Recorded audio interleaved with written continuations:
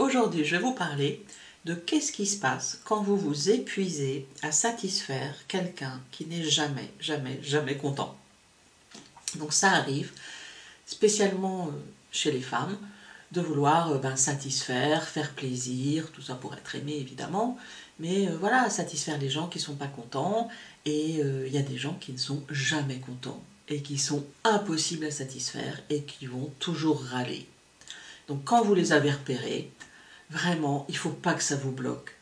Parce qu'il y a trop de femmes qui cherchent toujours à satisfaire des gens qui sont insatisfaisables et qui sont toujours jamais contents.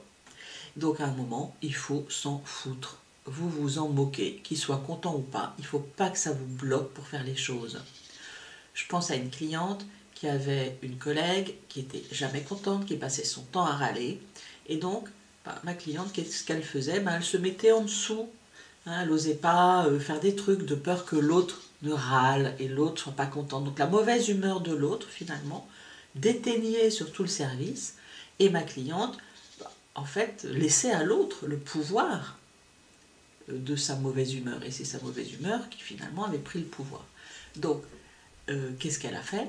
Heureusement, en coaching, elle a travaillé sur, mais elle s'en fout que l'autre râle, que l'autre ne soit pas contente, que l'autre la critique, que l'autre machin, elle s'en fout, il faut que ça arrête de la bloquer. Donc ça a totalement changé sa posture.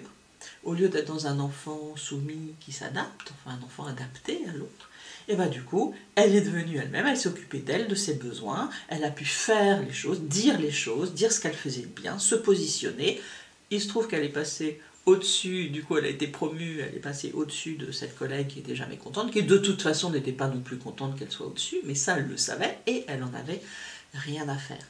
En fait, la bonne posture dans ces cas-là, c'est de se dire, voilà, c'est vraiment dommage pour l'autre s'il n'est pas content, c'est dommage pour lui, mais ça ne va pas me bloquer, c'est pas dommage pour moi, c'est dommage pour lui s'il n'est pas content. Voilà, donc en vous en foutant des gens qui sont jamais contents, vous allez gagner en leadership, en influence et en impact. Et c'est tout ce que je vous souhaite. À très bientôt.